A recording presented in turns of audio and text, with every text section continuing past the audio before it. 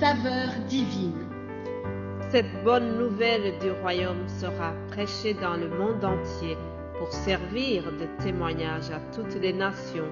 Alors viendra la fin. Ce pain céleste vous est présenté par Immaculée Niraneza. Bienvenue très chers amis, frères et sœurs, vous tous qui écoutez cette émission Saveur divine. Que la grâce de notre Seigneur soit avec vous. Je remercie le Seigneur qui me donne le souffle de vie aujourd'hui. Chaque jour est un cadeau, je ne cesserai jamais de le dire. Je remercie Dieu pour ce merveilleux cadeau qui m'est offert aujourd'hui. Vous savez que cette semaine a été réservée au rôle du Saint-Esprit. Je remercie Dieu pour tout ce que nous avons pu partager, que ce soit en français et aussi dans d'autres langues. J'ai été édifiée par tout ce que mes frères et sœurs ont partagé. Alors vraiment, je bénis Dieu pour cela. Je bénis Dieu pour ce ministère. Je sais que beaucoup sont édifiés par ce que nous faisons.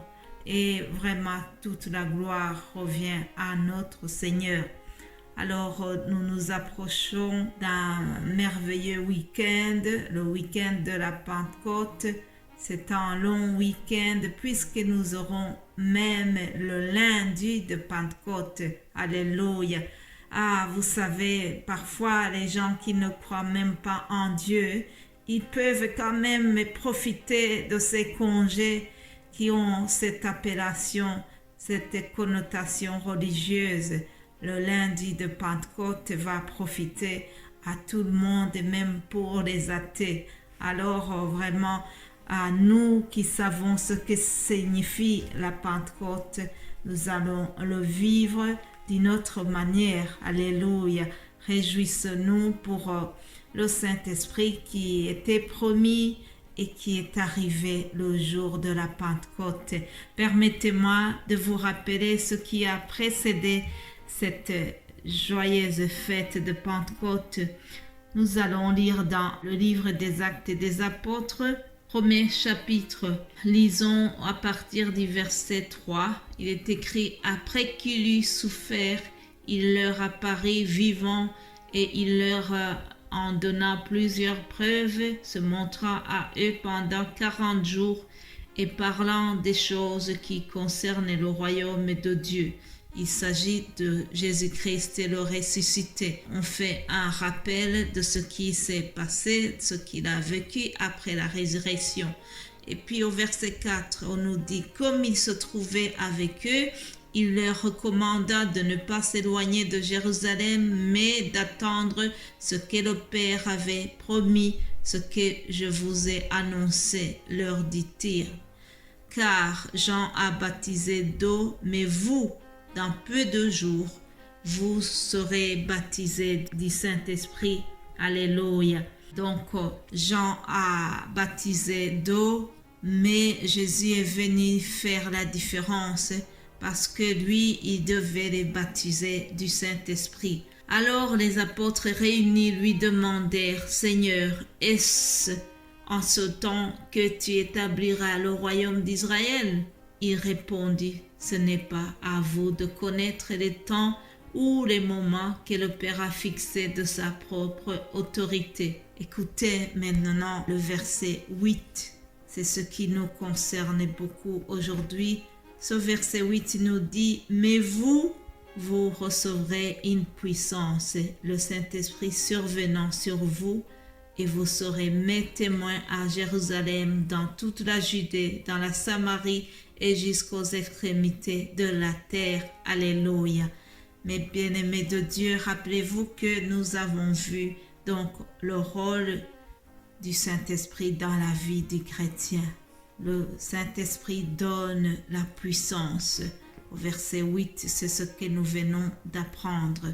Vous recevrez une puissance, le Saint-Esprit survenant sur vous. Alléluia. Lorsque le Saint-Esprit est en nous, nous avons la puissance et nous avons la facilité de témoigner de Christ.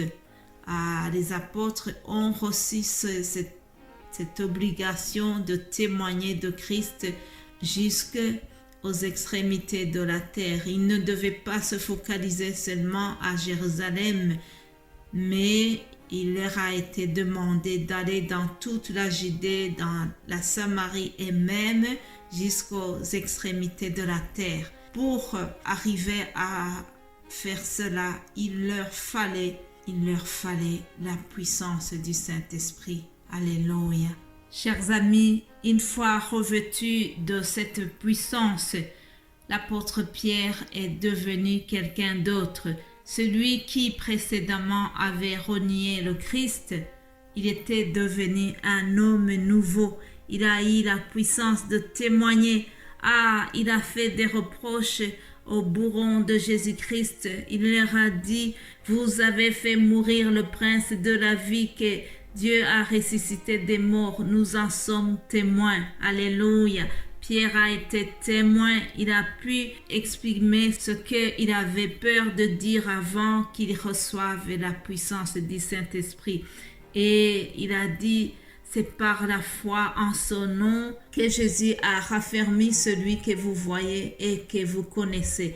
Là, il faisait allusion à ce paralytique qui était donc guéri lorsque Pierre et Jean l'ont fait lever, ce monsieur qui se tenait à la porte de l'église. Et donc Pierre a témoigné, Pierre les a affrontés alors que bien avant, il ne pouvait pas le faire. Alors, comme il était rempli de puissance du Saint-Esprit, il leur a dit, répentez-vous donc et convertissez-vous pour que vos péchés soient effacés, afin que des temps de rafraîchissement viennent de la part du Seigneur.